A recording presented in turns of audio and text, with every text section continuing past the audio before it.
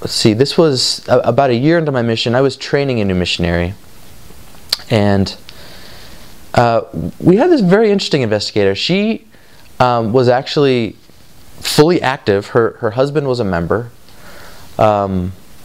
She went to church every Sunday, had been for years and years, but had never been baptized. The reasons she gave were that she didn't want to give up coffee. That was the reason she gave.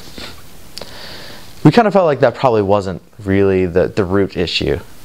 But, you know, we just wanted to work with things as we had them. So she had missionary lessons dozens of times. She loved the missionaries. She loved having them over, you know, but she had this thing that was really just holding her back. So in terms of the coffee thing, it was kind of funny. I wouldn't do this normally. This isn't my normal mode of operation as a missionary. I wouldn't recommend this to all missionaries in the world. But in this particular circumstance, the Spirit guided me to feel like all we needed to do was to take her coffee pot.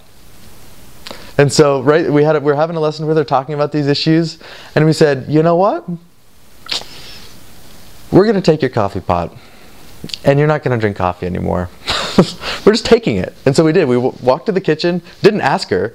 We walked to the kitchen, took her coffee pot, unplugged it, and took it with us. And we ended up throwing it up in the dumpster at our apartment. But, you know, she was really, in fact, you could tell even in the moment, she was really surprised and she laughed. And she even took a picture of us, like posing with her and us, holding the coffee pot, about to take it away. Because really deep down, she didn't want the coffee. There were other issues that were involved. And coffee was just sort of this external manifestation of some of the concerns and anxieties she had. This same investigator, after we sort of overcame that coffee issue, we felt really strongly prompted to, and again, this isn't something that I would just do all the time. So this is a little bit of an unusual case, I suppose. But we sat down with her once and we felt very, you know, having planned our lesson ahead of time, we felt very inspired. We weren't sure why we felt so strongly inspired, but we felt inspired to invite her to be baptized. I think it was a week from that day. Because again, she's already an active non-member. She's already going to church. There wasn't a whole lot of commitments for her to keep. She just quit coffee. So we said, we invite you to be baptized in a week. And she said, nope. And we said, you're going to get baptized in a week. We're not forcing you. It's just, we just know it's going to happen. And she's like, well, you got another thing coming, because that's not going to happen. And we said, okay, we'll see. And we asked, can we come and visit you every day for the next 7 days? She said, yeah, you can visit. I'm not getting baptized, but you can visit. Okay. So we visited the next day, and she got sick. And she didn't really want to see us. And again, I want to emphasize this a lot, because it would be an awful mistake for every missionary to just think this is how you can treat everybody all the time. But we just felt really, really driven to go there again and again. And even when she wouldn't see us, we'd talk to her husband and say, send this message to her for us. So the day before the baptism came, and she still was not having it, absolutely not getting baptized. And at this point, I remember this was a Sunday. After sacrament meeting, we found an empty room and got on our knees, and we'd been fasting about this. We were currently fasting. We got on our knees and we said, are we crazy, Heavenly Father? Like, we don't, the proposed baptism date is tomorrow, and she's still like not even close to being interested. Like, are we nuts? Like, tell us what's wrong here. Like, we don't understand what's happening.